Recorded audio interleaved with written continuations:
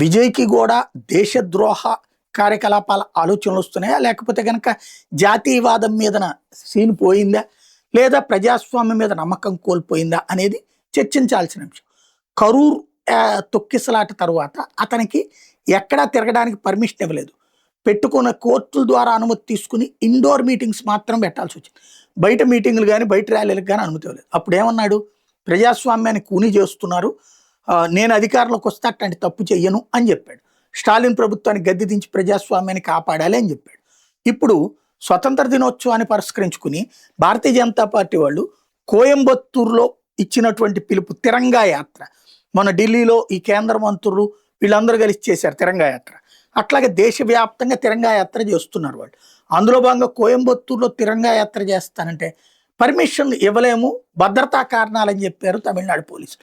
దాని మీద బీజేపీ వాళ్ళు కోర్టుకి వేశారు, హైకోర్టుకి. హైకోర్టు ఘాటైన వ్యాఖ్యలు చేసింది. కోయంబత్తూరు ఏమైనా పాకిస్తాన్లో ఉందా, ఏ కారణంగా పర్మిషన్ నిరాకరిస్తున్నారు అంటూ ఆ కార్యక్రమానికి అనుమతి ఇచ్చింది.